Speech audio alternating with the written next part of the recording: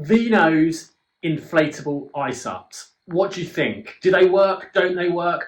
Well, we've got the same questions here at SUPboarder. Ever since V-nose construction in iSUPs came out, probably the first to really bring it into the mass production was Red Paddle Co with their Voyager. We've wanted to know whether this potentially game-changing construction actually has positive effects on performance, or where those positive effects on performance are, to help you guys understand whether it's something you should be looking at. In those early days of V-hulls, we did some tests using a Red Paddle Co Voyager and a Red Paddle Co Explorer, which were very similar boards, but not identical.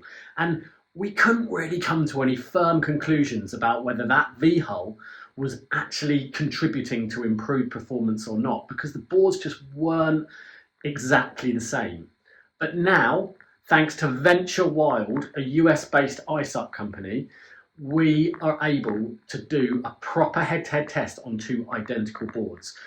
Venture Wild really focus a lot of their effort on V-hulls. They're really backing the V-hull and how it can enhance your performance. And we challenged them to make us a board that was one V-hull and one without a V-hull, but everything else exactly the same. And here they are. We're really excited to unpack these boards and get ready to hopefully do some real head-to-head testing to dive into what effect these V-hulls have across a range of conditions. So I'm going to unpack these, I'm going to take you on the journey, and we're going to have a first look at them. Okay, so first up, I'm not sure what this one is. I think this will be the blank board because it's got no graphics on it.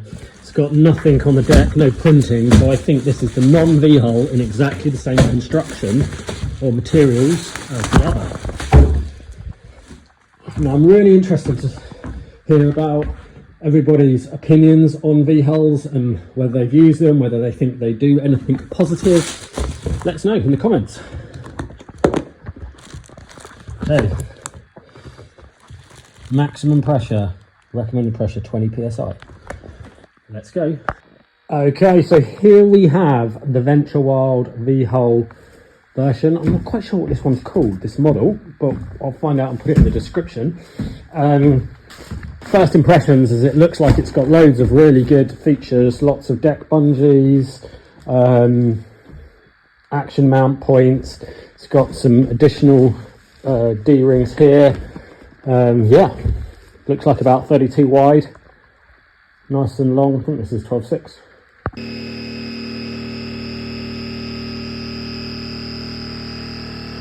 Okay, so the first thing you notice is that when you unroll it, it doesn't even look like it's a V-hull. But as it's got a little bit of pressure in it, you can see the dip on the nose there, and you can see that V-hull starting to appear in the bottom. So the board actually doesn't look any different. Comes almost right back to the standing area, all the way up to the nose. Gives that bottom a real shape. Hard to show on the camera actually. Okay, so you can see the two boards now very clearly on the bottoms, how they're different. We've got the branded up board with that V-hull that comes right back to here, and then a flat bottom board. Now, from a theoretical point of view, this hull shape can have some advantages and some performance benefits, but it's also going to come with some trade-offs as well, I imagine. We think it's probably going to affect tracking, stability, overall performance and speed, as well as potentially how it's going to work in choppy water. So can't wait to get stuck into this test. We've got some of our testers coming down. Please let us know what your experience with V-hulls are. Would be really interested to know what you think. Let us know what you think we need to be testing.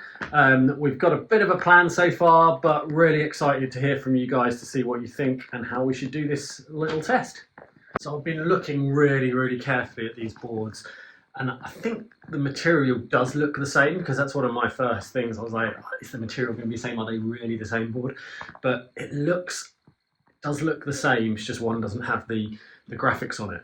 But what I will say is the V-hull is a little bit heavier. Now, I don't know exactly how they make it. I'm going to go back to the company to find out, but there's obviously a little bit more weight in that board because of a few things. But the other thing is our blank board doesn't have any of the bits and pieces on it. As you can see there, it doesn't have any bungees or anything. So straight away it's lighter, which is going to affect our testing a little bit, and it's a shame that we haven't got everything on it, but it's better than nothing. Rockers look really similar. Both have got a little nose kick. Whoa. With a flat, very flat tail into just a tiny little bit of nose kick. They both look very similar. Obviously the V-hull gives a little bit of rocker into it as well.